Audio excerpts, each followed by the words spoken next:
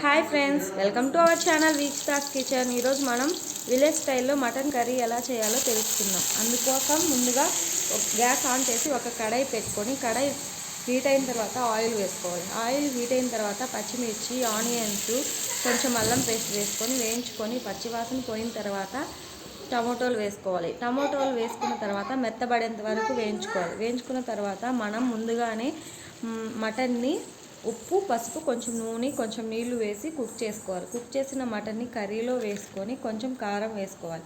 కారం పచ్చి వాసన పోయేంత వరకు వేయించుకున్న తర్వాత సరిపడినన్ని నీళ్లు పోసుకొని ఒక హాఫ్ అన్ అవరు మటన్ ముక్క అనేటువంటిది మెత్తబడేంత వరకు కుక్ చేసుకోవాలి. కుక్ చేసుకున్న తర్వాత అందులో కావాల్సిన మసాలా ఐటమ్ని ప్రిపేర్ చేసుకుందాం, మసాలా పొడిని.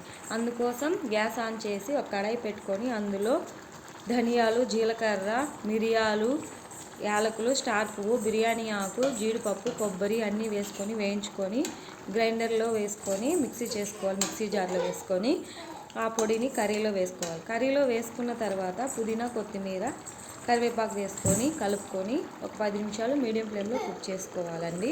మీడియం ఫ్లేమ్లో కుక్ చేసుకున్న తర్వాత అంతే, కర్రీ రెడీ అయిపోయిందండి. ఈ కర్రీ చాలా బాగుంటుంది, మీరు కూడా ఒకసారి ట్రై చేయండి. అలాగే మా ఛానల్ని సబ్స్క్రైబ్ చేయండి, లైక్ చేయండి.